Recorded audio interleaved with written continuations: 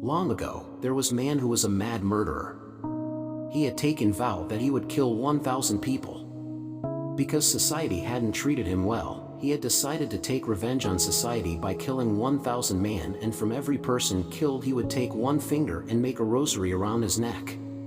Because of this his name became Angulimala, man with rosary of fingers. Everyone was afraid of Angulimala, even kings, generals were afraid of him.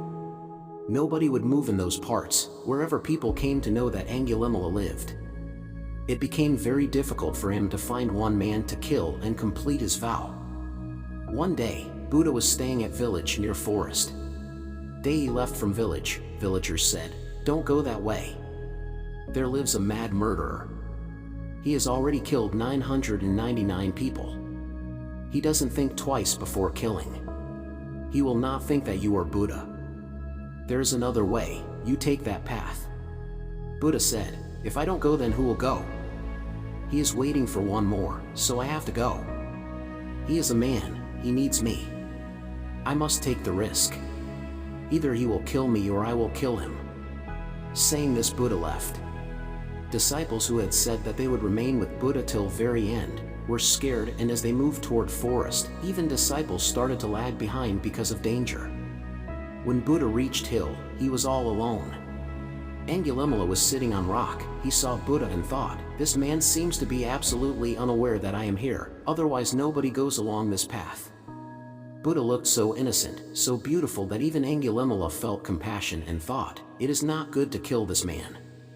I will leave him, I can find somebody else to complete my vow." Then he said to Buddha, "Go back. Stop right there. Don't step forward. I am Angulimala. I have killed 999 people and I need just one more finger. Even if my mother come, I will kill her to complete my vow. So, don't come near me. You may look like a monk, but I don't believe in any religion. I don't care if you are a great saint. All I care about is killing one more person. So don't step forward, otherwise I will kill you." Still Buddha continued moving. Angulimala thought maybe this man is deaf or mad. So he shouted again, "Stop. Don't move another step." Then Buddha said, "I stopped long ago. I am not moving. Angulimala, you are moving.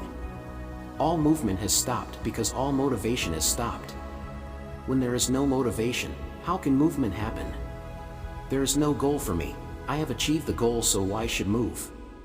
You are moving and say to you, you stop." Angulimala was still sitting on rock. He started laughing and said, "You are really mad. I am sitting and you say to me that I am moving. You are moving and still you say that you have stopped." Buddha came near him and said, "I have heard that you need one more finger. As far as this body is concerned, my goal is achieved. This body is useless. When I die, people will burn it. It will be of no use to anyone. You can use it, your vow can be fulfilled. Cut off my finger and cut off my head. I have come on purpose because this is the last chance for my body to be used in some way, otherwise people will burn it." Angulimala said, "What are you saying? Thought that I was the only madman around here. Don't try to be clever because I am dangerous. I can still kill you." Buddha said, "Before you kill me, do one thing, just the wish of a dying man. Cut off a branch of this tree." Angulimala hit his sword against the tree and a big branch fell down. Buddha said, "Just one thing more, join it again to the tree."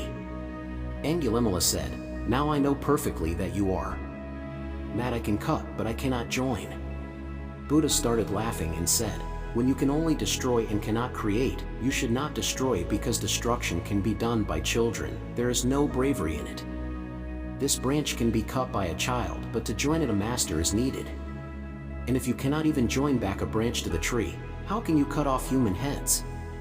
Have you ever thought about it?" Angulimala closed his eyes and fell down at Buddha's feet and said, "You lead me on that path." And it is said that in a single moment he became enlightened. Next day, he was a bhikkhu, a beggar. He went around in city, begging. People closed their doors and were afraid that even if he has become a beggar, he cannot be believed. When Angulimala begged, there was nobody to give him food. people were on their terraces looking down and started throwing stones at him because he had killed many men of that village.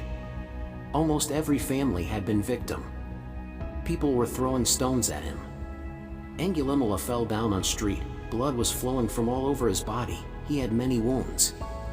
At that time, Buddha came to him and said, "Look, Angulimala, how are you feeling?" Angulimala opened his eyes and said, "I am so grateful to you.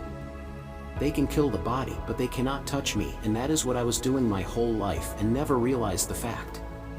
Buddha said, Angulimala has become enlightened, he has become a Brahmin, a knower of Brahma.